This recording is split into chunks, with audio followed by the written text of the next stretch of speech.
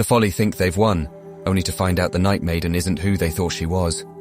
As you blast her in the chest with this Eldritch Blast, you see another large amount of blood like splatter onto the ground from her mouth as she looks up at you, and she says, and there's this little bit of a grin that starts to spread with this blood like just dripping out of her mouth as she says, you really think she would have partnered with a paladin? You see suddenly a shimmer you are very familiar with, of a polymorph being dropped. Shit. And in its place, in her place, you see something you have seen before. You see this strange kind of pale white skin with this segmented place with tentacles branching off of it with eyeballs on the end of each tentacle. What the fuck? With a single red eye in the middle. Oh. As you find yourself looking at what, again, you've seen and everyone knows, everyone has heard stories of beholders. Yep.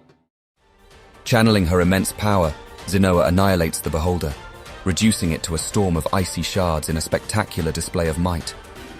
Cascading bolt. 21 points of radiant damage. How do you want to do that? My hands like flare out, and like my my side, like on my back, starts to like glow with like this white frost. And she doesn't levitate, but it almost looks like her feet come off the ground a slight bit. Her short hair kind of like drifts up, and she would like to shoot it, like she's gonna shoot her hands straight out into it and just, I mean, like a high-powered gun, just like straight through it. You take in, gathering this power, seeing everything that's happened. Your whole makeshift family just incapacitated, and just summon everything you can from your goddess.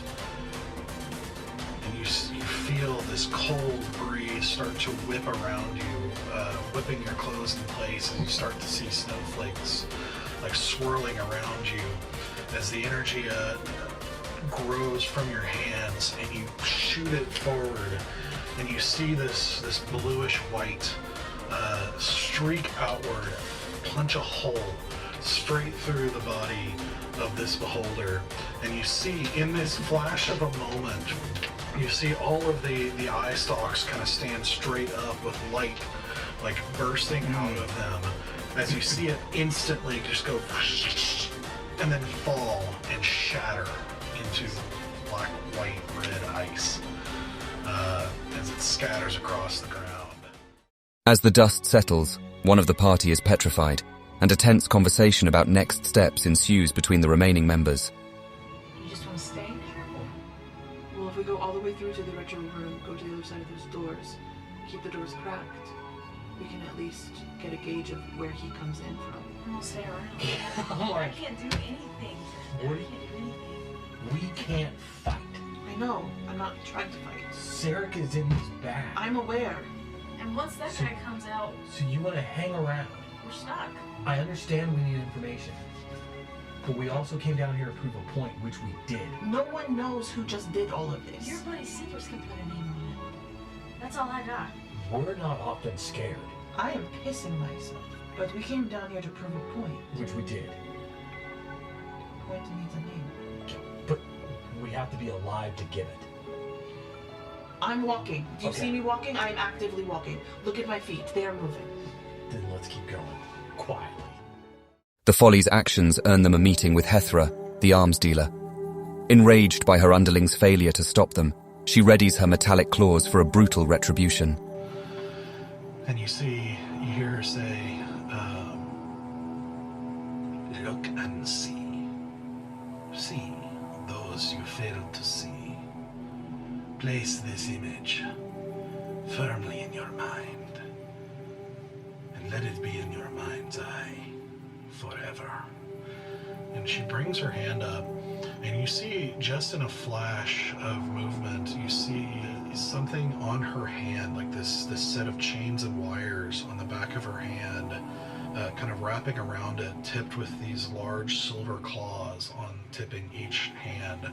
As she brings her hand around, and with her thumb and finger goes straight into the eye sockets of the guy, rips out, and you, with a splatter of blood and a scream of pain from the guy, and lets him fall to his knees, like with his eyes just now pouring out blood. Hethra has agreed to the Folly's terms to restart the weapons supply to Lyrindil, but Asura unilaterally negotiates with the disgruntled Hethra for additional arms, staking the entire deal on a promise she's not sure she can deliver on. Fine. We'll also need a 10% increase. You have made your point. Now you try to extort. It's not an extortion. 10% increase on a condition. We provide you new arms, hands, to protect your inventory.